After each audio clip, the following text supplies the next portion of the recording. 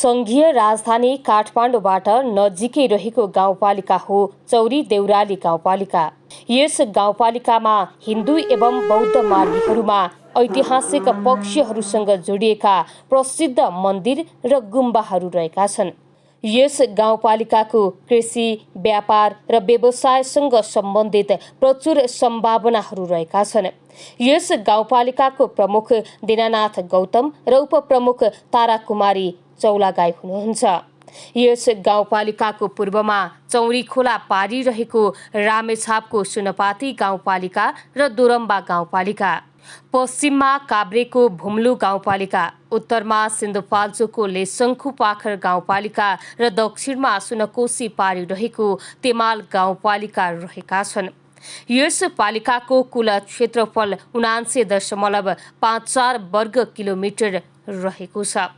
यस गाउँपालिकाभित्रका साबिकका नाग्रे गड्से, सानो वाङथली, माझी फेदा, धोसेनी शिवालय, पोखरी चौरी, गोठपानी, कात्तिके देउराली, मादन कुडारी र बेड्ता देउराली सहित 9वटा गाविसहरू मिलाएर प्रत्येक गाविसलाई 1 वडा नघट्ने गरी 9वटा कायम गरिएको छ। परापूर्व कालदेखि साबिकको सबै गाउँ बस्तीहरूलाई चौरी थुमका आधारमा पुकारिँदै आएको ऐतिहासिक तथ्यका आधार र 4वटा मुख्य देउरालीहरू समेत रहेको हुँदा चौरी र देउराली जोडेर यस गाउँपालिकाको नाम चौरी देउराली नामकरण गरिएको हो। यहाँका नागरिकहरूले कृषि, पशुपालन र व्यापारलाई मुख्य पेसाको रूपमा अँगाल्दै आएका छन्। धुलीखेल, बनेपा र काठमाडौँ उपत्यकाबाट नजिक रहेकोले यस पालिकाको आर्थिक, सामाजिक तथा सांस्कृतिक विकासमा प्रत्यक्ष सकारात्मक प्रभाव परेको छ। उपलब्ध सीमित स्रोत र साधनबाट जनताको बढ्दो जनआकांक्षाको सम्बोधन गरिरहेको यस गाउँपालिकाका जनताले मुलुक सङ्घीयतामा गएसँगै धेरै विकासे स्वाद समेत चाख्न पाएका छन्। गाउँपालिकाका अधिकांश क्षेत्र भौगोलिक आधारमा विकट हुँदा समेत पालिकाको सफल अनुभवी नेतृत्वका कारण दुर्गमलाई पनि सुगम तुल्याउन सफल रहेको यस पालिकामा भौतिक विकास मात्र नभएर जनताको चेतनाको विकासमा समेत महत्त्वपूर्ण भूमिका खेलेको छ। तर अझै पनि गाउँपालिकालाई दैनिक रूपमा जनतालाई गुणस्तरीय सेवा प्रवाह गरी सुशासन सहितको सेवा प्रवाह गर्नु नै चुनौतीपूर्ण रहेको छ।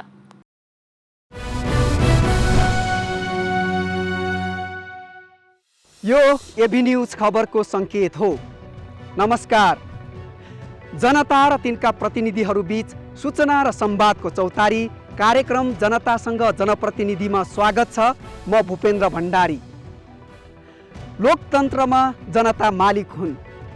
मालिकको सेवाका निम्ति जनप्रतिनिधि चुन्ने गरिन्छ। गाउँ गाउँमा सिंहदरबार, के यो नाराले साँच्चीकै सार्थकता पायो त? मुलुक सङ्घीयतामा प्रवेश गरेपछि स्थानीय तह र प्रदेश सरकारहरूको संरचना बन्यो। अझ भनौँ, सरकार खोज्नकै निम्ति काठमाडौँसम्मको यात्रा गर्नुपर्ने बाध्यता रहेन। यद्यपि के जनताको काम जनप्रतिनिधिबाट अपेक्षाकृत भएका छन् त? जनअपेक्षाको कसीमा जनप्रतिनिधिको कार्य मूल्याङ्कन कस्तो रहेको छ? गुण र दोषको आधारमा दुवै पक्षलाई एकैसाथ सौहार्द ढङ्गले छलफल गरी समस्या पहिचान तथा समाधानको बाटो पहिल्याउने कोसिस हामी गर्नेछौँ। जनता र जनप्रतिनिधि बीचको खाडललाई पूर्णे प्रयास स्वरूप आजको कार्यक्रम सङ्घीय राजधानी काठमाडौँसँगै जोडिएको काभ्रे जिल्लाको चौरी देउराली गाउँपालिका केन्द्रित रहनेछ। अब लागौँ यहाँका स्थानीयहरूको नजरमा स्थानीय सरकार। स्थानीय सरकार हुँदाखेरि नै राम्रो छ पहिलाको भन्दा त। किनभने प्रत्यक्ष निगरानी स्थानीय सरकारको भयो, वडा समितिको भयो, गाउँपालिकाको भयो। हाम्रो चाहिँ शिक्षा हेर्ने शिक्षा शाखा यहीँ हामीसँगै भयो। त्यसले गर्दा प्रत्यक्ष निगरानी छ। हाम्रो महिना दिन 15 दिनमा प्रहरको मिटिङ हुन्छ, भेला हुन्छ, गोष्ठी हुन्छ। हामीले जाने नजानेका कुरा आदान प्रदान हुन्छ। हाम्रो चाहिँ अहिले ग्रुपिङमा छ, मोबाइल ग्रुपिङ छ। ग्रुपमा हाम्रो चाहिँ मेसेजहरू आउँछ, के गर्नुपर्ने कसो गर्नु, ती कुराहरू सबै ठिक छ। स्थानीय सरकारको प्रत्यक्ष निगरानीमा विद्यालयहरू रहेका छन्। त्यहाँको व्यवस्थापकीय अवस्थामा केही सुधार भएको छ। अनि 72 को महाभूकम्पबाट विद्यालयहरू भौतिक संरचनाहरू नष्ट भएको थियो। त्यो भौतिक संरचनाहरूको व्यवस्थापन गर्नको लागि अन्तर्राष्ट्रिय क्षेत्रबाट जुन सहयोग अनुदान प्राप्त भयो तिनीहरूबाट विद्यालयका भवन भए, घेराबार भयो, शौचालय भयो, भौतिक सुविधाहरू सम्पूर्ण राम्रो सुधार व्यवस्थित बनेका छन्। त्यो चाहिँ स्थानीय सरकारको पहलमा हो कि? हो, मुख्यतः स्थानीय सरकारको निगरानीमै काम भएको हो। तर भूकम्प पुनर्निर्माण अन्तर्गतका बजेटबाट ती कामहरू भएका छन्। त्यसले गर्दा समग्र रूपमा विद्यालयको भौतिक व्यवस्थापन चाहिँ भयङ्कर राम्रो भएको छ। गुणस्तरीय शिक्षामा कस्तो? गुणस्तरीय शिक्षामा हामीले जुन अपेक्षा गरेको जस्तो सुधार भएको छैन। यो चाहिँ बढ्दोमा होइन, अझै हेर्दा खस्कँदोमा देखिन्छ। सरकारले गर्यो सबै थोक जस्तो गर्यो, बाटो दियो पो, पानी दियो पो, हामीले अर्को त बाटो पानी आवश्यक है। बाटै चाहिँ नि काठमाडौँ जाँदै बिजुली पनि बिजुली पाइयो होइन। काम राम्रो भइरहेछ पहिला भन्न। अहिलेको चाहिँ नि अब युवा नेताहरू हुनुहुन्छ, एकदम जोस जाँगरले लागि पर्नु भएको छ। सबै काम चाहिँ नि हुँदै आइरहेको छ अहिले। पहिला चाहिँ नि अब धेरै चाहिँ नि अब आश्वासन मात्रै हुन्थ्यो भने अहिले चाहिँ नि काम भइरहेछ। काम चाहिँ जे होस्, अब अरूभन्दा पनि अब चाहिँ नि विनोद घिसिङ हाम्रो चाहिँ नि वडाका अध्यक्ष हुनुहुन्छ, वडा अध्यक्ष, उहाँले निकै नै राम्रो काम गर्नुभएको छ। अहिले चाहिँ उहाँले अब पानी अब हामीलाई अलिक गाह्रै थियो, धेरै गाह्रो थियो। पानीको चाहिँ नि धारा राखिदिनु भयो घरमा आँगनमै। अब बाटो पनि अब चाहिँ नि बर्खामा साह्रै गाह्रो हुन्छ यो बाटोमा गाडी चलाउनलाई, बस ट्रकहरूलाई। अनि उहाँ गाडी जहाँ फस्छ उहाँले चाहिँ नि आधी घन्टाभित्रमा चाहिँ नि डोजर पठाएर हुन्छ कि के गरेर हुन्छ, उहाँले चाहिँ नि त्यो उतारेरै छाड्नुहुन्छ। त्यति लागि पर्नुहुन्छ उहाँ चाहिँ नि। उहाँलाई फोन मात्रै पुग्नु पर्छ, आइपुगिहाल्नुहुन्छ। त्यति मिनेती हुनुहुन्छ उहाँ। पहिलाको भन्दा राम्रो भयो। अब बाटोघाटो, पानी, बत्ती मान्छेलाई आवश्यकता अनुसारको मान्छे बस्न सक्ने, गाउँमा पनि मान्छे बस्न सक्ने मेन त बाटो भयो। बाटो भइसकेपछि हरेक चिज नजिक जस्तो भयो। काठमाडौँ जानलाई पनि त्यति टाढा छैन। सबै चिज यहाँ पनि पाउने भयो, पसलको लागि पसलहरू लिएर किन्न पाउने भयो। अनि त्यो माथि फेरि पानी पनि भयो। त्यो हिसाबले पनि गाउँमा अब सहरको जीवन पनि त्यति सजिलो छैन, रोजगारी भएन भने। त्यही भएर पनि म बस्न त त्यत्रो वर्ष काठमाडौँ बस्यो, धेरै बाहिर पनि धेरै घुम्यो, तै पनि गाउँ चाहिँ छोड्नु हुँदैन। अब गाउँ नै हो राम्रो, हावापानीदेखि लिएर भनेर मैले पनि घरसर बनाएर अहिले चाहिँ गाउँमै छु। त्यसो भने स्थानीय सरकारप्रति तपाईँ सन्तुष्टि हुनुहुन्छ? होइन, स्थानीय सरकारप्रति अब सबैको सन्तुष्टि नहोला, तैपनि अब काम गरेर भइरहेको काम अब स्थानीय सरकारले मात्रै सबै काम गर्नु सम्पन्न गर्नु सक्छ भन्ने त छैन। यहाँ जो बजेट आएको छ त्यो स्थानीयलाई भनेर त्यो चाहिँ भएको छ। त्यो जो आएको बजेट लगानी भयो, काम भयो भने सन्तोष मान्नु पनि पर्छ। एकैचोटि सबै सम्पन्न हुन्छ भन्ने त छैन। यो ठाउँमा चाहिँ अब रोडहरू पनि विकास भएको छन्, अब डबल कटिङहरू भएको छन्, केही सुधार भएको छन् होइन। अब खानेपानीको चाहिँ पर्याप्त भएको छ। यहाँनिर चाहिँ 2-3 ठाउँबाट चाहिँ पानीहरू चाहिँ आएका छन् यहाँनिर। अनि ट्याङ्कीहरू निर्माण छन्, पोखरीहरू चाहिँ सिँचाइको लागि पोखरी निर्माण छ। अनि विद्यालय भवन चाहिँ हाम्रो माविमा एकदम स्तरीय बिल्डिङ बनेको छ यही कार्यकालभित्र होइन। स्थानीय सरकार स्थापना भएदेखि त्यहाँभन्दा अगाडि यहाँ बत्ती थिएन, बाटोको राम्रो सुविधा थिएन होइन। सबभन्दा पहिलो त बत्ती नै हो।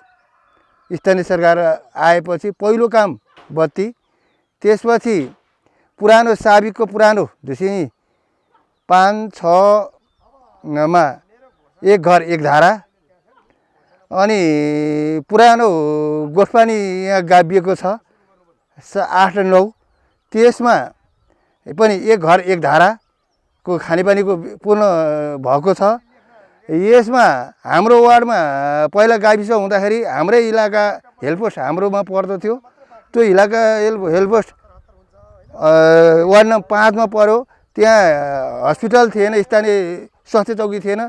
त्योलाई स्वास्थ्य चौकी भवन निर्माण यसै वार्डमा यसै कार्यकाल वडा अध्यक्षको कार्यकालमा भयो।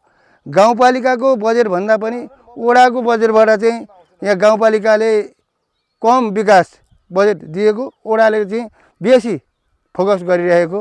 बाटो सोलिङ, खानेपानी हाम्रो यस भेगमा चाहिँ खानेपानीको चाहिँ प्राप्त भए धारा ट्याङ्की बन्न चाहिँ बाँकी छन्। अब लागौँ यस पालिकाका 9वटै वडाका वडा अध्यक्षहरूको कार्य अनुभवतर्फ। म निर्वाचित पछि यस वडामा कच्ची सडकहरू थियो, अहिले पक्की सडकहरू भएको छ र सडकको स्तरोन्नति भएको छ। त्यसपछि विद्युतीकरण थिएन, पूर्ण विद्युतीकरण भएको छ। खानेपानी थिएन, एक धारा सहितको खानेपानी भएको छ। शहीद पार्कहरू बनेका छन्। घरमा चाहिँ गोरुहरू थिए, अहिले ट्र्याक्टरहरूबाट खेतीपाती हुन्छ। यहाँ चाहिँ हामीले कृषि बिउ केन्द्रहरू उत्पादन गरेका छौँ। त्यस्तै खाद्यान्नमा आत्मनिर्भर भएको छ, पशुपालनमा आत्मनिर्भर भएको छ, व्यावसायिक खेतीहरू हुनु गएको छ। त्यस्तै तपाईँको चाहिँ आय आर्जनको कामहरू बढी भएको छ, उद्योग धन्दाहरू खोल्न लागि छ, अस्पताल निर्माण भएको छ, भ्यू टावर निर्माण भएको छ। हामी जो स्थानीय तह बन्यौँ र त्यसका एउटा प्रतिनिधि, जनताको प्रतिनिधि भनेर हामी आयौँ र हामीसँग थुप्रै अभिभावकहरू थियो र त्यो अभिभावकभित्र हामीले निर्वाचनमा उम्मेदै गर्दा सबै राजनीतिक दलहरूले र मैले चाहिँ राजनीति गरेको दल र त्यसको प्रतिनिधि मैले पनि र हाम्रो टिमले पनि एउटा प्रतिबद्धता पत्र हामीले जनता कहाँ जाहेर गरेको थियो। त्यो प्रतिबद्धता पत्र भनेको पहिलो कुरो जनताको आधारभूत आवश्यकतालाई पूर्ति गर्ने। त्यो आधारभूत आवश्यकताभित्र स्वास्थ्य, शिक्षा, खानपानी, सरसफाइ र चाहिँ धार्मिक तथा पर्यटकीय चाहिँ क्षेत्र जुन सम्भावनाहरूलाई चाहिँ पहिचान गरेर हामीले त्यसलाई विकास गर्ने भन्ने नै हाम्रो मुख्य लक्ष्य थियो। र विशेष गरी यो कोसीपारी चाहिँ सडक सञ्जालले पनि त्यति व्यवस्थित थिएन र त्यो सडक सञ्जाललाई कमसेकम जनतालाई सहजपूर्वक चाहिँ यात्रा गर्ने वातावरण बनाउन सकिन्छ कि भन्ने हामीले त्यो उद्देश्यका साथ हामीले जनताका प्रतिबद्धताहरू जाहेर गरेको थियौँ। र आज हामी झन्डै 5 वर्षपछि चाहिँ हामीले चाहिँ हामीले एउटा समीक्षा गर्दाखेरि चाहिँ आज यही वडाभित्र हामीले झन्डै केही अब अलिअलि मात्रै बाँकी छ, लगभग 95% सकिसक्यो र झन्डै 700-800 घरधुरीमा हामीले खानेपानीको चाहिँ धाराहरू पुर्यायौँ। हामी कहाँ चाहिँ पहिला त्यस्तो खालको व्यवस्थापन केही पनि थिएन। बाटोदेखि लिएर खानेपानीदेखि लिएर स्वास्थ्य, शिक्षा केही पनिमा पनि भने जस्तो पहुँच पुगेको थिएन। अहिले सुरुमा त हामीले जे विकास गर्नको लागि पनि बाटो चाहिने हुँदा बाटोको सुरुवात गरौँ, ट्र्याक ओपन गऱ्यौँ। अहिले कालोपत्रीको तयारीमा छ, प्रत्येक टोलमा बाटो ल्यायौँ। अनि त्यसपछि खानेपानीको चाहिँ मुहानहरू संरक्षण गरेर सबै चाहिँ इन्टेकहरू बनाएर एक घर एक धाराको चाहिँ अभियान चलाएर हामीले करिब एक घर एक धारा पुर्यायौँ। अनि त्यसपछि हाम्रो चाहिँ स्वास्थ्य चौकी, त्यही पनि जीर्ण अवस्थामा थियो, स्वास्थ्य चौकी निर्माण गऱ्यौँ। त्यसपछि तपाईँको चाहिँ शिक्षामा मावि तहको शिक्षा छ, एउटा प्रावि चाहिँ विद्यालय चाहिँ छ, एउटा मावि विद्यालय छ, 2टा विद्यालय छ। सबैमा चाहिँ तपाईँको चाहिँ शिक्षाको चाहिँ दरबन्दीदेखि लिएर सबै खाली कोठाहरू सबै फुलफिल गरेर अहिले चाहिँ सबै राम्रो भएको छ। अनि अर्को भनेको चाहिँ हाम्रो चौरदिरो गाउँपालिकाको चाहिँ हाइटमा परेको हुनाले पर्यटन क्षेत्र चाहिँ यो ठाउँ एकदमै मिलेको हुनाले हाम्रो चाहिँ यो पर्यटन क्षेत्र भन्ने पालिका स्तरबाट घोषणा पनि गर्यो। यो कोभिड-19ले गरेर चाहिँ कोरोनाले गर्दा चाहिँ यो चिज आन्तरिक पर्यटन, भित्री पर्यटनहरू चाहिँ भित्राउन सकेका छैन हामीले। तैपनि हामीले यसको स्ट्रक्चरहरू चाहिँ यो बुद्धिस्ट टुरिज्म क्षेत्र भएको कारणले गर्दा तपाईँको पहिलो सगरमाथा आह्वान गर्ने तेन्जिङ नोर्गे शेर्पा पनि यही ठाउँ रुट हुँदै चाहिँ आह्वान भएको कारणले गर्दा हामीले यो जुन सांस्कृतिक युद्ध पदमार्ग भनेर हामीले एउटा ट्र्याक ओपन गऱ्यौँ।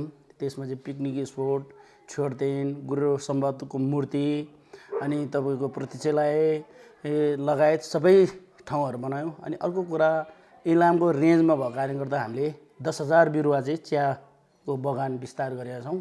अहिले राम्रो भएको छ, फर्स्ट आएको छ। अहिलेसम्म हामी 2074 सालबाट निर्वाचित भइसके पछाडि देशमा लामो समयसम्म चाहिँ करिबन 20-22 वर्षसम्म जनप्रतिनिधिविहीन भएको अवस्था र त्यस पछाडि त्यो बेला देशमा चाहिँ कर्मचारीले आफ्नो किसिमको चाहिँ दलीय संयन्त्रले चाहिँ प्रत्येक स्थानीय त्यो बेला स्थानीय तहहरू चलाएको अवस्था र त्यसपछि हामी 22 वर्षको अन्तराल पछाडि हामी निर्वाचित भइसके पछाडि देशको राज्य पुनर्संरचना पश्चात देशमा 3 तहको सङ्घ प्रदेश र वडा स्थानीय तह बनिसके पश्चात हामी 74 सालमा निर्वाचित भयौँ। निर्वाचित भइसके पछाडि हामीले पहिलोपल्ट मैले यो वडामा पहिलोपल्ट हामीले अहिलेसम्म के कस्ता कामहरू हामीले गर्नुपर्ने रहेछ प्राथमिकताको आधारमा हामीले सबभन्दा पहिला के हेऱ्यौँ भने यो ठाउँमा बाटो एकदम यो चाहिँ चौर देवाली गाउँपालिकाको भूगोलको दृष्टिकोणले हेर्दाखेरि पनि अलिक पिछडिएको यो चाहिँ रामेछाप सिन्धुपाल्चोक र दोलखा जिल्लासँग जोडिएको एउटा सङ्गम स्थल र एउटा चाहिँ एसियाकै दोस्रोको रूपमा गरिने ठुलो विशाल पहिरोको यो चाहिँ प्रत्येक चाहिँ यो साबिक ओडाहरू चाहिँ छ्या पहिरोले चाहिँ विभिन्न ठाउँमा चाहिँ भाँसिएको र पहिरो गएको ठाउँ र भूगोलले ठगिएको ठाउँ यो र यसमा हामीले सर्वप्रथम यसमा चाहिँ हामीले पहिलोपटक बाटोको काम यो नागरेमा पनि तल्लो बेलमा पानीको समस्या कम रहेको तर माथिल्लो बेलमा साह्रै खानेपानीको समस्या भएको हुनाले खानेपानीको निम्ति हामीले प्रत्येक मुहानहरूको पहिचान गरी पानीको हामीले व्यवस्था गऱ्यौँ। हुन त अहिलेसम्म हामीले सम्पन्न गर्न सकेका छैनौँ र केही मात्र बाँकी भएको खानेपानीको। त्यस पछाडि यो पहिरोले गर्दाखेरि पनि यहाँ ठुलो दुधी बेसी भन्ने एउटा फाँड रहेको छ र यसमा सिँचाइ गर्नको निम्ति एउटा कोइली खोलाबाट ल्याउन सकिने कुलोको माध्यमबाट, अर्को भनेको हामीले भालु खोलाबाट चाहिँ सिँचाइ गर्न सकिने र अर्को भनेको चौरी खोलाको लिफ्टिङभन्दा विकल्प नरहेको हुनाले हामीले चौरी खोला लिफ्टिङको निम्ति पनि चाहिँ प्रदेशबाट 35 लाखको योजना पाएर अहिले हामी लिफ्टिङको निम्ति चाहिँ सबै पूर्वाधार तयार भइसकेको छ। जब हामी निर्वाचित भएर आयौँ हामीले हाम्रो देउराली नारालाई अगाडि सार्दै हामी अगाडि बढ्यौँ, जस अन्तर्गत यस वडामा महत्त्वपूर्ण समस्या रहेको खानेपानी कार्यक्रम थियो, खानेपानीको अभाव थियो। हामीले चौरी खोला लिफ्टिङ कार्यक्रम मार्फत एक घर एक धाराको कार्यक्रम हामीले अगाडि बढायौँ र आज एक घर एक धारा चाहिँ प्रत्येक जनताको घरमा एक धारा हामीले पठाइसकेका छौँ। त्यस्तै किसानहरूलाई मध्यनजर राख्दै हामीले कृषि सङ्गम तथा उपज केन्द्र निर्माण गर्ने, यी बजारमा निर्माण गर्ने काम अगाडि बढायौँ। त्यस्तै हामीले पर्यटकलाई मध्यनजर राख्दै चाहिँ आरुबोटमा बुद्धको मूर्ति निर्माणको काम तीव्र गतिमा अगाडि बढायौँ। त्यस्तै र बाटोको पूर्वाधार विकास, साना सिँचाइ कार्यक्रम र यी विद्युत विकास लगायतका यवाद कार्यक्रम, विद्युतका फलामका काठका पोलहरू थिए, हामीले फलामको काठ पोल हाल्ने कार्यक्रम अगाडि बढायौँ। त्यस्तै हरेक बस्ती टोलमा जुन आज भूकम्पले चाहिँ 973वटा घरहरू निर्माण गर्नु थियो, प्रत्येक टोलमा चाहिँ शाखा बाटोहरू लाने कामहरू गऱ्यौँ र भूकम्पको पुनर्निर्माणको काम तीव्र गतिमा अगाडि बढायौँ र सुशासनको सवालमा पनि सकेसम्म जनतालाई जस्तै कुरानाले छेदविच्छेद भएको जुन जनताहरू थिए, त्रसित जनता, तिनीहरूलाई जनचेतना, मास्क वितरण, सेनिटाइजर वितरण, यी कुराहरूमा हामी अग्रपङ्क्तिमा अगाडि बढ्यौँ। जनतामाझ प्रतिबद्धता जाहेर गरेको विकास निर्माणका कार्यहरू चाहिँ मैले जति सम्भव हो सही समयले 80% काम चाहिँ मैले सम्पन्न गरेको मलाई अनुभूति भएको छ र सबभन्दा पहिला जनताको आधारभूत समस्या, जनताले बाँच्ने खानेपानीको आवश्यकता थियो, जसलाई एक घर एक धारा 250 घरधुरी दिएर 300 यो आर्थिक वर्षभित्रमा हामीले 350 घरधुरीमा चाहिँ एक घर एक धारा सम्पन्न गर्नेछौँ भन्ने लक्ष्य लिएका छौँ र काम निर्माण कार्य भइरहेको छ र 250 घरधुरीले चाहिँ एक धारा सिस्टमले खानेपानीको सुविधा लिइसकेको छ। प्रत्येक टोलमा नयाँ बाटोको ट्र्याक ओपन भए प्रत्येक टोलमा एम्बुलेन्स पुगेको छ, बिरामीले अस्पतालसम्म सेवा ल्याउने मौका पाएको छ उहाँहरूले र प्रत्येक घरमा ढुङ्गानीको माल सामानहरू, निर्माणका सामग्रीहरू आयात निर्यात गर्नलाई सफल भएको छ र सिँचाइको पोखरा निर्माण भएको छ। कृषिको जुन उपज, खेती किसान र तरकारीहरू, बिउ बिजनहरू उत्पादनको हरियाली छाएको छ।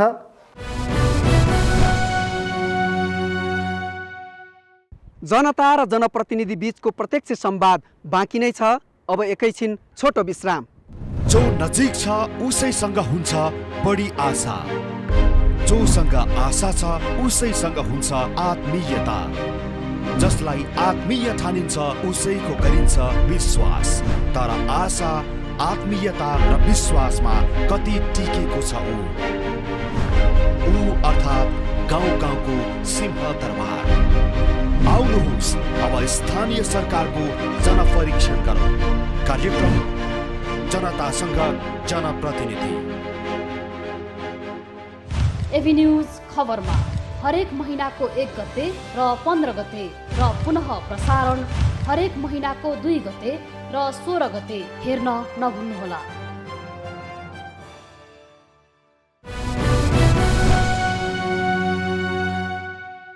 विश्रामपछि कार्यक्रममा स्वागत छ।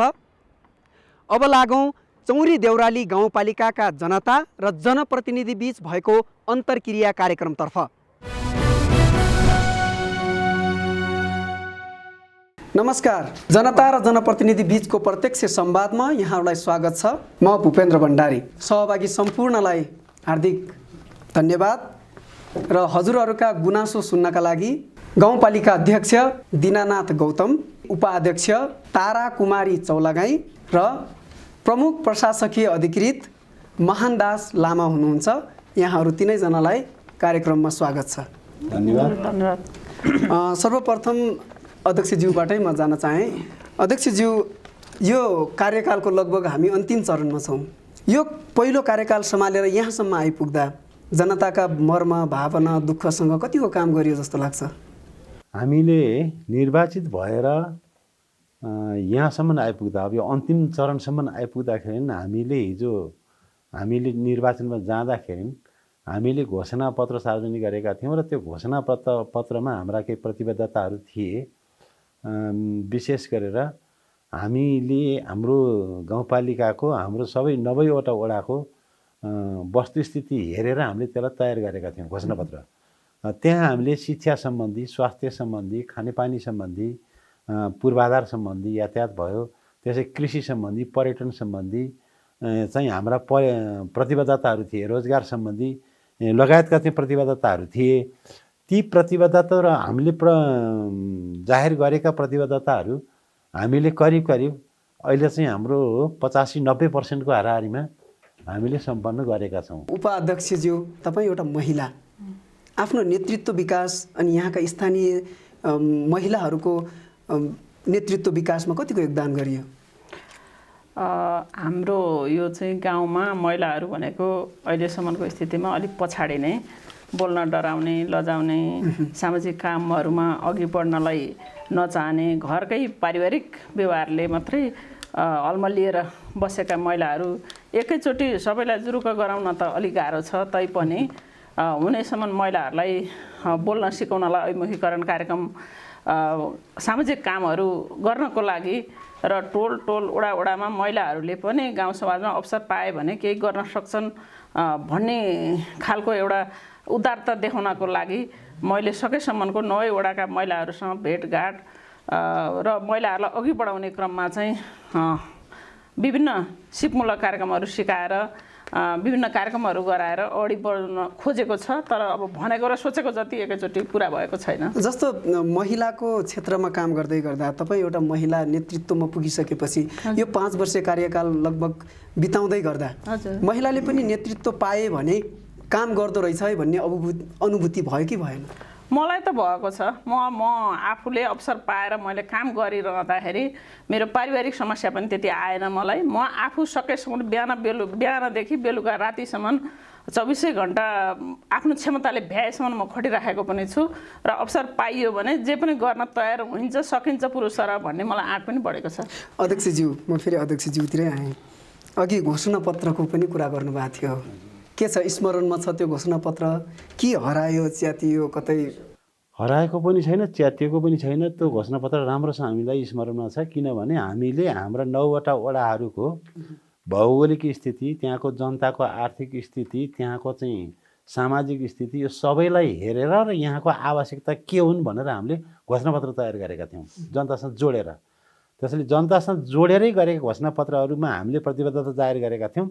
हामीले शिक्षामा हामीले भनेका थियौँ व्यावहारिक शिक्षा, सिपमूलक शिक्षा प्रदान गर्नुपर्छ भनेका थियौँ। अहिले हामीले त्यो प्रक्रिया अगाडि बढाइराखेका छौँ। शिक्षामा हामीले अहिले चाहिँ 4वटा प्राविधिक विद्यालयमा 4वटा प्राविधिक शिक्षा चलाइराखेका छौँ। त्यसै गरी चाहिँ स्वास्थ्यको क्षेत्रमा पनि हामीले केही प्रतिबद्धताहरू जाहेर गरेका थियौँ। हामी निर्वाचित भएर आइसकेपछि हामीले 1500 अस्पताल हामीले यहाँ सञ्चालन गरेका छौँ। अहिले हामीसँग चाहिँ MBBS डाक्टरहरूद्वारा नै हामी सेवा प्रवाह गरिरहेका छौँ। त्यो सँगै वडामा रहेका स्वास्थ्य चौकीहरूको स्तरोन्नति गर्ने, तिनीहरूको पूर्वाधारहरू निर्माण गर्ने कुरो पनि हामीले राम्रैसँग गरेका छौँ र जनताको स्वास्थ्यसँग हामी असाध्यै चाहिँ नजिकबाट जोडिराखेका छौँ। स्वास्थ्यको क्षेत्रमा हामीले त्यो गरेका छौँ। त्यसै गरी चाहिँ पूर्वाधारको क्षेत्रमा हामीले प्रत्येक टोलमा सडक पुर्याएका छौँ र हाम्रो कालोपत्री पनि आइराखेको छ, कालोपत्री पनि भएको छ। प्रत्येक जनताको घरमा धारो पुर्याउँछौँ भन्ने हाम्रो प्रतिबद्धता थियो र अहिले हाम्रा धेरैवटा वडाहरूमा हाम्रो चाहिँ 90% भन्दा बढी चाहिँ हामीले त्यो सफल गरेका छौँ। लगत्तै चाहिँ वडाबाट सुरु गर्दैछौँ हामी एक धारा खानेपानीको हाम्रो अभियानलाई चाहिँ जुन वडामा हामी सम्पन्न भइसकेको छ त्यसलाई चाहिँ खानेपानी समस्या मुक्त वडा घोषणा गर्दैछौँ। त्यसै गरी चाहिँ अब हामी कहाँ चाहिँ बिजुली बत्ती को पनि थियो त्यो स्थानीय माइक्रो हाइड्रो इत्यादि गरेर चाहिँ लघुबाट चलाइएको थियो र अहिले हाम्रो 9 वडामा चाहिँ विद्युतीकरण सम्पन्न भइसकेको छ। पूर्ण विद्युतीकरण भन्दा पनि अब फरक पर्दैन। कृषिको क्षेत्रमा हाम्रो चाहिँ हामीले अब पछिल्लो चरणमा आइसकेपछि हामीले कृषि नै हाम्रो सन्दर्भमा यो कृषि रोजगारसँग जोडिन्छ। त्यसैले रोजगार प्रदान गर्ने चाहिँ माध्यम भनेको हाम्रो सन्दर्भमा हाम्रो भूगोलमा कृषि मात्रै हाम्रो निष्कर्ष छ। किनभने यहाँ ठुला उद्योग धन्दा कल कारखाना खोज्ने सम्भावना तत्काल नभएको हुनाले कृषिलाई अपग्रेड गर्ने, किसानहरूसँग सरकार जोडिने हिसाबले हामीले बिउहरू मलहरूमा अनुदान दिएका छौँ होइन। मल, बिउ, कृषि औजारहरू बाँडेर कृषिलाई आधुनिकीकरण गर्ने र त्यसलाई व्यावसायिकरण गर्नेतिर हामी लागिराखेका छौँ। हाम्रो समस्या भनेको हाम्रो गाउँपालिकाको मूल समस्या भनेको खानेपानीको समस्या थियो। त्यसलाई हामीले पुरा गर्ने भन्ने हाम्रो सपना जुन हामीले बाँडेका थियौँ हामीले त्यो पनि पुरा गरेका छौँ। त्यो सँगै हाम्रो अर्को ड्रिम प्रोजेक्ट भनेको आम मान्छेलाई रोजगार सिर्जना गर्ने गरी होइन प्राविधिक र व्यावहारिक खालको व्यावसायिक शिक्षा दिनुपर्छ भन्ने हाम्रो मान्यता थियो। हामीले त्यो पनि सुरु गरेर त्यो लन्च भइराखेको छ अहिले। म एकैचोटि प्रमुख प्रशासकीय अधिकृत ज्यूसँग म जान चाहेँ। पहिला जनप्रतिनिधिविहीन अवस्थामा कर्मचारीबाट जनताहरूले सेवा सुविधा लिइरहेको अवस्था थियो। अहिले जनप्रतिनिधिहरू आउनुभयो, तपाईँहरू जनप्रतिनिधिहरूसँग प्रत्यक्ष रूपमा काम गर्ने अवसर पाउनु भएको छ। उहाँहरूसँग काम गर्दाको अनुभव अलिकति छोटो रूपमा बताइदिनुहोस् न।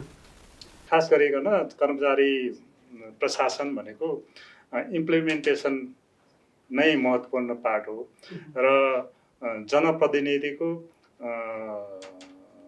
जुन अघि भन्नुभयो अध्यक्षजीले घोषणा पत्रमा उल्लेखित कुराहरूलाई होइन उहाँहरूले जुन त्यो घोषणा पत्र अनुसार जुन पोलिसी ल्याउनुहुन्छ त्यो पोलिसीलाई कार्यान्वयन गर्ने नै कर्मचारी प्रशासन हो। र त्यसो भएको हुनाले कर्मचारी प्रशासनले मात्रै र स्थानीय तह सञ्चालन गर्नु र अर्थात् जनप्रतिनिधिविहीन अवस्थामा चाहिँ कर्मचारीले जनताको काम गर्न त्यति सजिलो थिएन र हुँदैन पनि। ओके, म अब एकैचोटि सहभागीतिर लाग्छु। कसैको प्रश्न छ? हाम्रो 3 जना अगाडि हुनुहुन्छ, हाम्रो सरकारको प्रमुख, उपप्रमुख र प्रमुख प्रशासकीय अधिकृत। अहिले स्थानीय तहमा उहाँहरू मार्फत स्थानीय तह सञ्चालन हुन्छ। ओके, पछाडि। नमस्कार, म प्रकाश लामा, मादन कुडाडी, वडा नम्बर 7, टाढी गाउँ। हुन त यहाँ खानेपानीको कुरा चल्यो। खानेपानीको कुरा चल्दाखेरि मेरो मनै एकदम चसक्क झस्किएर आउँछ। किन भन्दाखेरि मादन कुडाडी, वडा नम्बर 7, टाढी गाउँमा हाल बसोबास गरिरहेको 50 घरधुरीले जम्मा 20 लिटर पानीको भरमा आफ्नो जीवन निर्वाह गर्नुपर्नेछ। बाँकी 20 लिटर बाहेकको पानी ल्याउनलाई उनीहरूलाई करिब 2 घन्टाको टाइम लाग्छ र बोकेर अहिले उनीहरूले जीवन निर्वाह गरिरहेका छन्। र बाध्य भएर त्यहाँका जुन 50 घरधुरीहरूले आफ्नो प्रशस्त मात्रामा आम्दानी गर्नको लागि पशुपालन गर्न सक्ने क्षमता हुँदाहुँदै पनि पानीको कारणले गर्दाखेरि पशुपालन पनि गर्न नसकेर बाध्य भएर अब त्यहाँका जुन घाँसहरू कुहिनु पर्ने अवस्थामा छ। त्यसैले मेरो क्वेसन कसलाई छ भन्दै हाम्रो पालिकाको अध्यक्षलाई छ, कहिले हाम्रो यो समस्या समाधान हुन्छ होला, कृपया प्रष्ट पारिदिनु होला। अध्यक्षज्यू, जस्तो खानेपानी घर घरमा पुगेकै अवस्थामा छ भन्ने खालको कुरा अघि हजुरले गर्नुभएको थियो। यो प्रश्नको सम्बोधन कसरी गर्नुहुन्छ? मैले भने अघि पनि मैले भनेको थिएँ 85 देखि 90% को हामीले चाहिँ हल गरेका छौँ भन्नु त्यहाँ पुगेको छ भनेको छु। र त्यो खानेपानीकै समस्या हल गर्नको निमित्त भनेर हामीसँग चाहिँ ठुलो राष्ट्रिय चाहिँ गौरवको योजना सञ्चालित छ। त्यो योजनाले आफ्नो निश्चित ठाउँमा अहिले पानी माथि उठाइसकेको छ। मुहान नभएको कारणले त्यहाँ अभाव भएको हो। त्यसैले माथि त्यसको हाइट जहाँ हुन्थ्यो त्यो हाइटसम्म पानी पुर्याइसकेको छ। वितरणको प्रक्रिया अब बाँकी छ। त्यसैले यो 10% भित्र मैले त्यसलाई राखेको खानेपानीले कामहरू होइन। र त्यही सम्बन्धित वडामा पनि हामीले अर्को लिफ्टको योजना चाहिँ सञ्चालन गरिराखेका छौँ। त्यो पनि करिब करिब यो वर्ष यही वर्षमा यो आर्थिक वर्षभित्र त्यसको पानी पनि त्यो ठाउँको चाहिँ हाइटमा पुगिसक्छ र वितरणको प्रक्रिया चाहिँ अब केही बाँकी हुन्छ। यो वर्षबाट तपाईँको समस्या खानेपानीको समस्या यो आर्थिक वर्षबाटै हल हुने चाहिँ मेरो प्रतिबद्धता छ। यो चाहिँ यो खानेपानीको बारेमा उहाँ प्रकाश लामाज्यूले उठाउनु भयो, त्यसलाई पनि म मान्छु। तर यो चाहिँ त्यो मेरो साबिकको 7 नम्बर वडा र 6 नम्बर वडामा पानी नभए पनि त्यो स्पष्ट उहाँको कुरा ठिक हो। तर यो योजना ठुलो भएको कारण कम्तीमा पनि 9 करोडभन्दा माथिको चौरी खोला लिफ्ट सिँचाइ भन्ने योजना छ र समग्र प्रदेशले मात्रै धान्नलाई अलि धाउधाउ हुने रहेछ। अहिले तत्काल गाउँपालिकाबाट 75 लाख, समग्र प्रदेशबाट 75 लाख गरेर अहिले 1.5 करोडको काम बन्दैछ। लगभग 75% काम त्यहाँ सम्पन्न भएको छ। यो सालमा नै मेन अन्तिम ट्याङ्कीमा पुग्छ। घर घर बाँड्नलाई चाहिँ अलिक केही समय लाग्ने हो। अनि धन्यवाद। अब अर्को कुनै प्रश्न सहभागीकै? अब अहिले एकजना साथीले भन्नुभयो अनि जति अध्यक्षज्यू उपाध्यक्षज्यू र उहाँ मन्दा सरले भन्नुभयो अहिले हामीले यहाँभन्दा अगाडि गरेको काम र 5 वर्षको तुलना गर्दाखेरि अहिले हामीले घर घरमा पानी, धारा, बत्ती र टोल टोलमा एक घर एक बाटा एमली सहित यो हामीले सपना देखेका थियौँ, पुग्दैन होला भन्ने थियो, तर हामीले पुर्यायौँ। उपप्रमुखज्यू, जस्तो धेरै गुनासाहरू के छन् भने महिलालाई नेतृत्व तहमा पुर्याउँदा पनि आफ्नो अधिकार, आफ्नो क्षमता प्रस्तुत गर्न नसकिरहेको भन्ने खालका गुनासाहरू छन्। तपाईँलाई के लाग्छ? जब म नेतृत्वमा पुगेँ मलाई घरबाट पनि कहिले ती समस्याहरू आइलागेनन्। हिँड्न पाउँदैन, काममा सामाजिक काम गर्न पाइँदैन, घरको यो काम छ ऊ काम छ भनेर मेरो श्रीमानले पनि मलाई कहिले रोक्नु भएन। आफूले चाहना राखेर अघि बढ्यो भने त्यो रोकिँदैन भन्ने मलाई लाग्छ। र सबैको एउटै त नहोला, त मैले चाहिँ यो समस्या बेहोरेन। जस्तो यो भयो व्यक्तिगत पारिवारिक समस्या। जस्तो राज्यले दिएको अधिकार प्रयोग गर्न कति सक्नुभयो तपाईँले चाहिँ? राज्यले दिएको अधिकार पनि मैले जति गर्न सक्छु मेरो क्षमताले भ्याएसम्मको चाहिँ पुरा गर्नलाई मलाई त्यति कठिन पर्यो जस्तो मलाई लाग्दैन। जति मलाई उपाध्यक्षले पाउने अधिकार छ र मैले गर्नुपर्ने र मैले निभाउनु पर्ने भूमिका जे थिए त्यो चाहिँ मैले तोकिएको भन्दा पनि अझ बढी गरेँ भन्ने लाग्छ। मैले जनतालाई केही काम गर्न र कन्जुसाइ गरेँ भने जस्तो मलाई लाग्दैन। अध्यक्षज्यू, स्थानीय तहहरू अलि भ्रष्टाचारमा अगाडि देखिए भन्ने खालका तर्कहरू पनि आउन थाले। यसलाई कसरी सम्बोधन गर्नुहुन्छ तपाईँले? मलाई त्यस्तो लागेको छैन। मेरो गाउँपालिकामा त्यस्तो भ्रष्टाचार बढेको छ भन्ने लागेको छैन, भ्रष्टाचार भएको छ भन्ने पनि लागेको छैन। यो समग्रमा मैले हेर्दा, मैले विश्लेषण गर्दा के बुझेँ मैले भने नयाँ संरचना बन्यो, स्थानीय तह बन्यो, स्थानीय तहमा आउने प्रतिनिधिहरू पनि सबै नयाँ नयाँ, अनि कर्मचारीहरू पनि नयाँ नयाँ। त्यो हिसाबले कतिपय चाहिँ डकुमेन्टहरू मिलाउन नमिलाउने कुरो, त्यसले केही बेरोजगारीका समस्याहरू देखा परेका होलान् होइन। यद्यपि फेरि कतिपय ठाउँमा त्यो भ्रष्टाचार भएको भन्ने पनि सुनिन्छ। विभिन्न चाहिँ योजनाहरू हुन्छन् नि, हो त्यहाँ भ्रष्टाचार हुनसक्छ। हामीले बनाउने योजना चाहिँ जनताको आवश्यकतासँग जोडेर बनाएका छौँ भने त्यहाँ जनता आफै खबरदारी गर्छ। जुन योजना जनताको आवश्यकता छैन, जनताले चाहना गरेको छैन, उसलाई जबरजस्ती थोपरिदिएको जस्तो लाग्छ होइन, त्यसमा त जनताले पनि रखवारी गर्न सक्दैन। र जहाँ जनताको आफूले चाहिँ आवश्यकता महसुस गरेको योजनाहरू हामीले निर्माण गरेर उनीहरूलाई दिँदाखेरि होइन, उनीहरू त्यहाँ आफै सहभागी भएर त्यसलाई सफलतापूर्वक सम्पन्न गर्छन्, त्यहाँ भ्रष्टाचार हुँदैन। र समग्रमा स्थानीय तहले भ्रष्टाचार गरेको छ भन्ने कुरो त यहाँ अर्को पनि छ। किनभने अहिले यो आवाज अलिक बढी कहाँबाट उठेको छ भन्दा यो आवाज चाहिँ माथिबाट उठेको छ, माथिल्लो तहबाट उठेका छन्। किन भन्दाखेरि चाहिँ माथि र तलका अधिकारका विषयमा केही चाहिँ अस्पष्टताहरू छन्। अधिकार कसले चाहिँ केन्द्रित गर्ने भन्ने भइरहेको छ र तल अझ बढी अधिकार गयो भन्नेतिर माथि पुगेको माथिलाई लागेको छ, माथिल्लो निकायहरूलाई। हामी तल्लो निकायलाई चाहिँ के लागिरहेको छ भने अधिकार त अझ पुगेको छैन, त्यो माथि अधिकार राखेर कुनै अर्थै छैन। ठुला ठुला भ्रष्टाचार, अनियमितता, हिनामिना, काण्ड यी सबै माथि हुन्छन्। स्थानीय तहले भ्रष्टाचार गरे कति गर्ने? 10,000 गर्ने, 5,000 गर्ने। तर माथिल्लो निकायले गर्दा कति गर्छ? अरब खरब कति घोटाला गर्छन् त्यहाँ। त्यो हुनाले यो तल देखाएर माथि सुरक्षित हुन खोजेको जस्तो भान भइरहेको छ मलाई। अब फेरि पनि म सहभागीतिरै जान चाहेँ। मेरो नाम रामसिंह घिसिङ हो। मेरो घर यही चौनी देउराली गाउँपालिका वार्ड नम्बर 8। यो नीतिगत समस्या के छ भने, हुन त पञ्चकालमा यो राणाकालमा के भयो थाहा छैन। पहिला जनताले चाहिँ श्रमदान अति गर्थे अरे। 20% जुन नीति रहेछ, यो 20% तपाईँको कामै नगर्ने, कसैले पनि नगर्ने, एउटा समस्या त्यहाँ छ। अर्को ज्यालाको कुरो छ। सरकारी रेट कम्ती छ, उहाँ अहिले गाउँघरमा चाहिँ 4 टाइम खाएर एकदम हाई पुगेछ ज्याला। त्यो दुईवटा नीतिगत समस्याले गर्दाखेरि यो कागज बनाउँदाखेरि चाहिँ अब त्यहाँ पनि मिलाउनु पर्ने देखेर यसै भ्रष्टाचार गरिदियो भने यो गलत एउटा समाचार सम्प्रेषण यो गलत भइरहेछ। हाम्रो वडाध्यक्षलाई के भन्न चाहन्छु भने अब 80% जति गाउँ हाम्रो खानेपानीको एक घर एक धारा काम करिब करिब सम्पन्न भइसकेको छ बिर्ददेउराली हाम्रो वडा नम्बर 8 मा। अब 20% जति, बढीमा 15 देखि 20% जति एक घर एक धारा बनाउनु बाँकी छ। त्यो कहिले उहाँले बनाउनुहुन्छ, कहिलेसम्म सम्पन्न हुन्छ एउटा प्रश्न उहाँलाई चाहिँ। अर्को 27 महिनाभित्रमा बिर्तामा पानी झर्छ भन्नुभएको थियो। अब वैशाखमा त अब आउँदैछ, 27 महिना हुँदैछ, त्यो पानी कहिले झर्छ त्यो? धन्यवाद। मैले चाहिँ विद्युत जोड्न चाहेँ। हाम्रा घर घरमा विद्युत त पुगे, जस्तै महसुल उठाउने बेलामा हाम्रो महसुल तिर्नलाई चाहिँ कि त 5 खाल जानुपर्छ। साथीहरू आउनुहुन्छ, महसुल त जस महसुल उठाउनलाई घर घरमा त आउनुहुन्छ, तर घरमा चाहिँ स्थानीय व्यक्तिहरू चाहिँ नभइदिन सक्छ। उहाँहरूले चाहिँ नभइदिएको कारण अब अर्को महिना, 2 महिना, 3 महिनासम्म नतिर्दाखेरि चाहिँ उहाँमा फाइन पर्ने समस्या हुनसक्छ।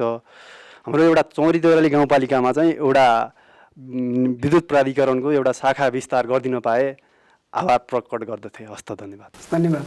म चौरी देउराली गाउँपालिका वार्ड नम्बर 6 स्थायी बसोबास गर्ने त्रिपुरेन्द्र राजगिरी हो मेरो नाम। मेरो प्रश्न अध्यक्षज्यूलाई, गाउँपालिका अध्यक्षज्यूलाई, तर खास चाहिँ यसो सरासरी हेर्दाखेरि 5 नम्बर वडामा अध्यक्षज्यू पनि त्यही भएको र कालोपत्र पनि त्यही 5 नम्बर वडा मात्रै लक्षित गरेर गएको। यो खासै पालिकाले मात्रै गरेको हो कि अथवा अध्यक्षज्यूले कोही भूमिका हो कि अथवा अरूको काहीँबाट अथवा केन्द्रीय सरकारबाट भएको हो कि के हो पनि यो कुरा बुझ्न सकेन। उहाँलाई यस्तो किसिमको आक्षेप आउँछ अथवा अध्यक्ष भठाउँमा चाहिँ विकास हुँदो रहेछ, अन्त चाहिँ उयो देखाउने मात्रै हुँदो रहेछ, यो के हो?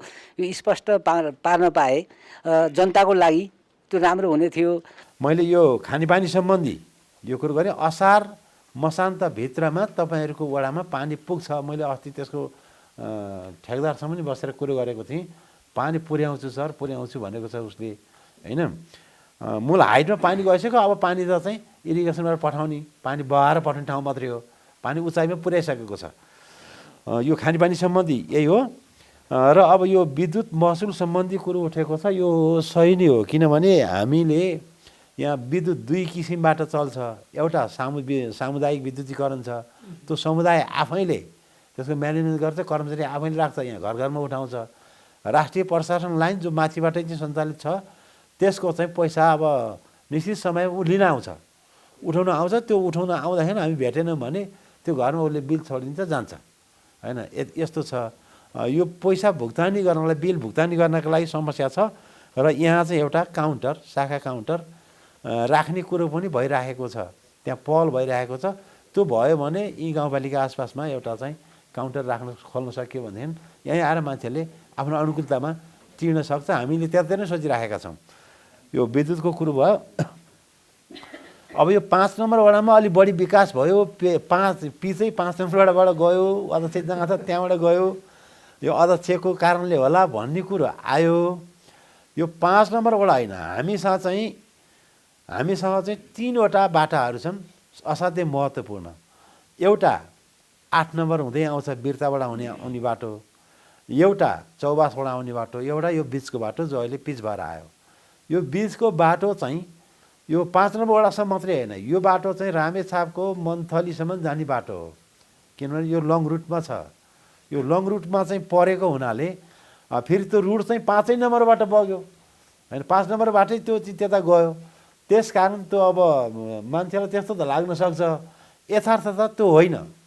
त्यो के हो भने यो पारीसम्म जाने बाटो भएको हुनाले, रामेछापको मन्थलीसम्म पुग्ने बाटो भएको हुनाले सुरुवात भयो। यो पिच पनि बिचबाट सुरुवात भएको छ, बिचबाट सुरु भएको छ, भुम्लुतिरको एउटा पोइन्टमाबाट सुरु भएको छ र 5 नम्बरकै पनि छेडिसकेको छैन। अब यो क्रमागत हिसाबले आगामी वर्षहरूमा यसले कति बजेट पाउँछ, कति जान्छ, यसरी जान्छ। र अन्य वडाहरूमा पनि हामीले पिचका कार्यक्रमहरू हाम्रो पहलले भ्याएसम्मका चाहिँ हामीले सुरु गरिराखेका छौँ। किनभने हामीले अहिले पनि माग गरेका छौँ, एउटा निरन्तरतामा आइरहेको छ। नेपाल सरकारको सडक बोर्डबाट हुने बाटो चौबासबाट आइरहेको, त्यो पनि निरन्तरतामा छ होइन। हामी सबै वडामा पुग्ने बाटाहरू पिच गर्ने अभियानमै छौँ र हाम्रो यो प्रतिबद्धता पनि छ। हामी काहीँ न काहीँबाट सुरु गराउँछौँ। अध्यक्षज्यूलाई एउटा प्रश्न आएको थियो, वडा अध्यक्षज्यूलाई। हामी यो भोटकै राजनीतिमा जनतालाई जे पनि हामी गरिदिन्छौँ भन्दै बोल्दै जाँदाखेरि जनतालाई चाहिँ के लागेको छ भने हामीले भोट दिएका छौँ, यो सबै यिनीहरूले गर्नुपर्छ भन्ने खालको चाहिँ त्यो खालको प्रवृत्तिले गर्दा पनि आज हामीलाई काम गर्न हैरानी भएको छ। हामीले भोट दिएका छौँ, यो किन नगरेको, जे पनि चाहिँ जनप्रतिनिधिले गरिदिनु पर्ने, र त्यो ढङ्गको सहभागिता नहुँदाखेरि हामीलाई पनि एउटा जनप्रतिनिधिको हिसाबले चाहिँ हामीलाई पनि हैरानी भएको छ।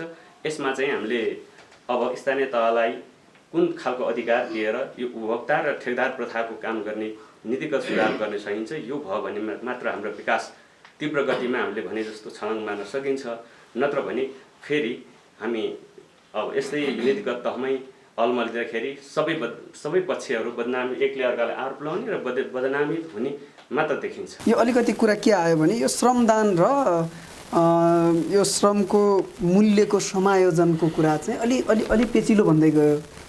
यसलाई कसरी सम्बोधन गर्न सकिएन? सङ्घीय सरकारको नीतिलाई हामीले क्रस गर्न नसक्ने होइन, हामीले बनाउँदा त्यो बाजिने, त्यो हुनाले हामीले त्यसलाई छुट दिन पनि नसक्ने, अनि जनसहभागिता पनि नजुट्ने, त्यो भएको हुनाले त्यहाँ डकुमेन्ट मिलाउने क्रममा त्यो 20% चाहिँ इस्टिमेट बनाउँदाखेरि अनि काम चाहिँ अलिकति घट्ने होइन। यो समस्या हो। सम्भवतः यो भ्रष्टाचार भनेर यसमा जोडेको पनि हुनसक्छ, किनभने त्यो 20% त त्यहाँ जुट्दैन होइन। लागत संहिता नजुटेपछि 20% त घट्ने भयो काम, त्यसले पनि हुनसक्छ।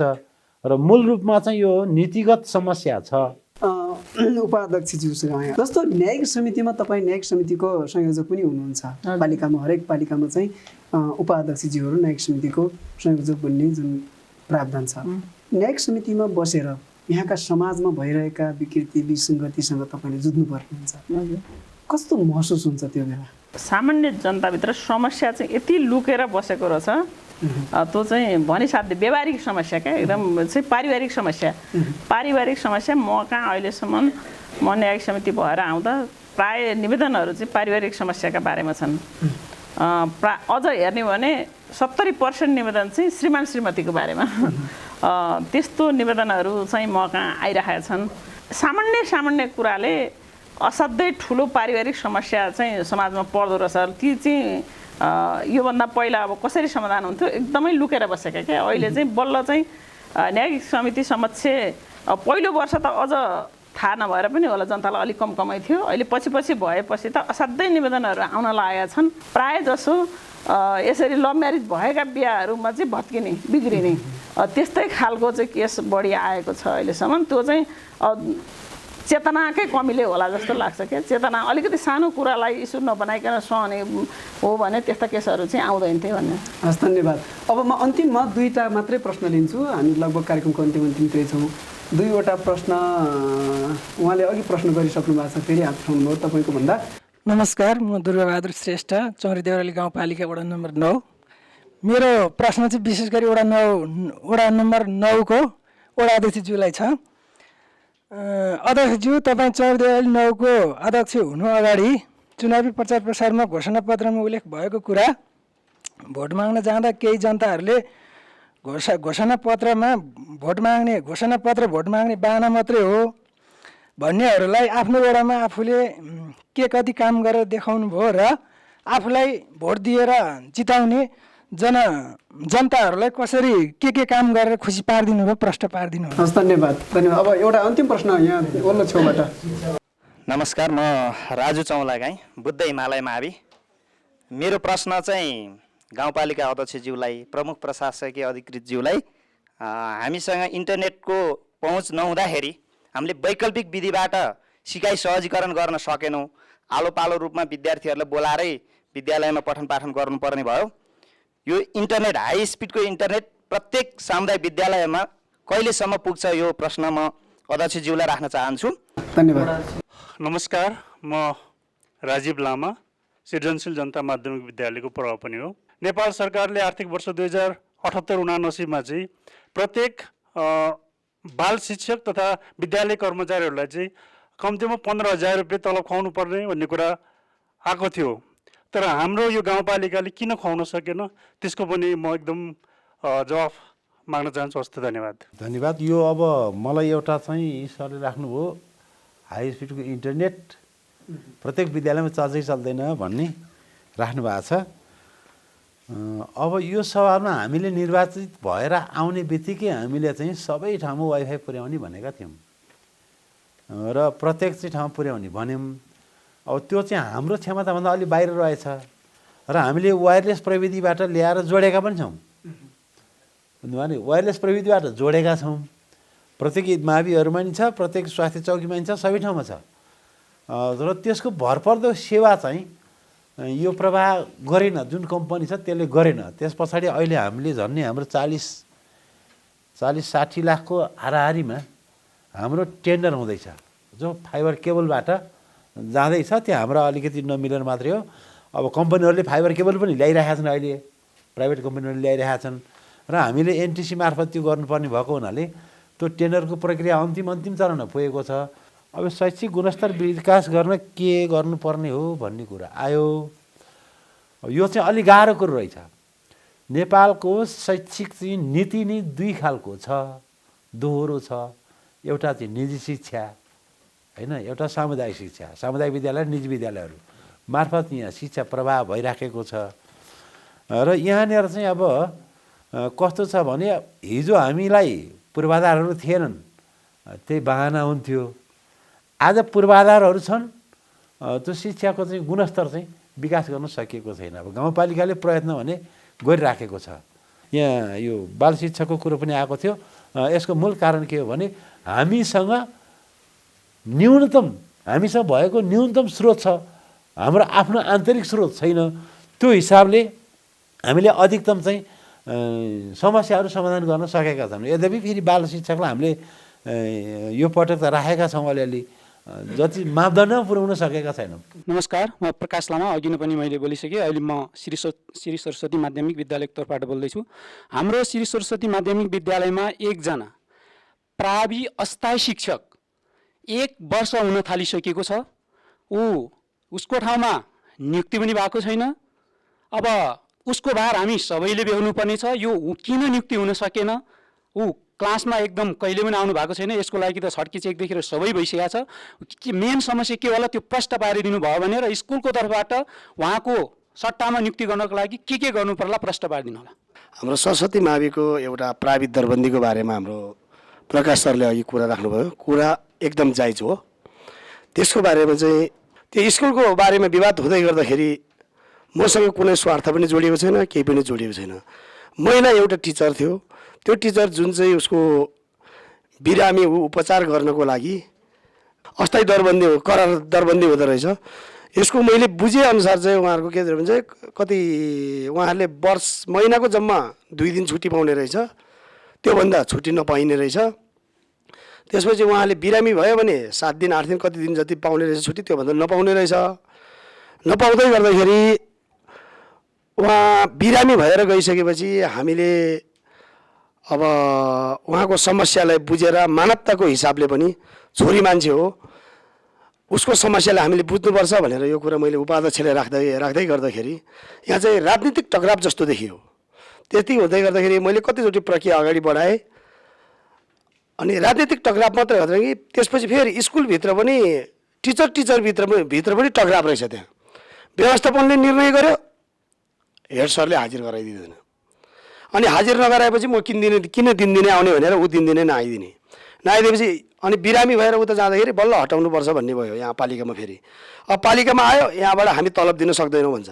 अनि जिल्ला शिक्षा अधिकारी सर आउनुभएको थियो, उपाध्यक्षज्यू आउनुभएको थियो, मान्दा सरले कार्यकारी सरले केही भन्नु भएन, उहाँ शिक्षाको प्रमुख हुनुहुन्थ्यो पहिला, उहाँलाई त्यो सम्बन्धी विधि आज हुन्छ सबैजनाले हुन्छ भने हुन्छ नि त भन्दाखेरि उपाध्यक्षज्यूले के भन्नुभयो त्यो बेलामा, हुँदैन हामी पालिकाबाट यो गर्न सक्दैनौँ भन्नुभयो। अब सक्दैनौँ भन्नुभयो भने त अब के गर्नुहुन्छ।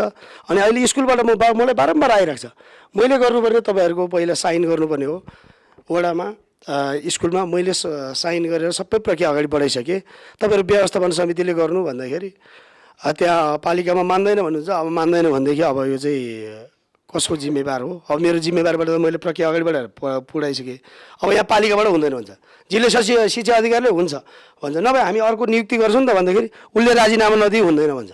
अब अहिले मलाई चाहिँ के भन्छ, तपाईँले राजीनामा दियो भनेर भन्नुहुन्छ।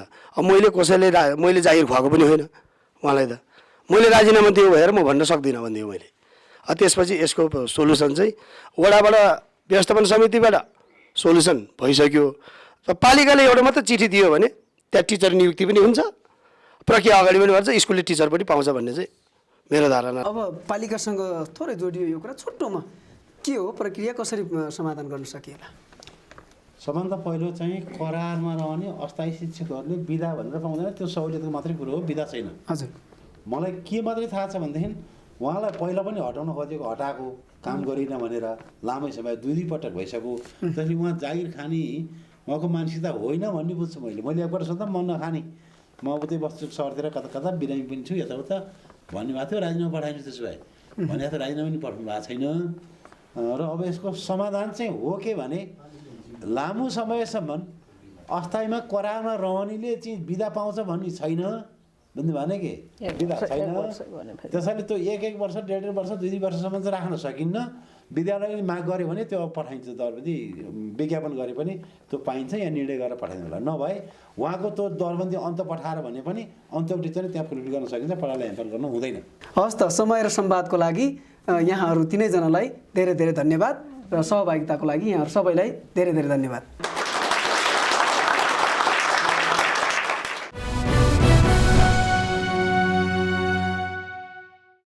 हाम्रो कार्यक्रम यहाँहरूलाई कस्तो लाग्यो? कार्यक्रमका बारेमा सल्लाह सुझाव तथा प्रतिक्रिया हाम्रा मार्गदर्शन हुन्।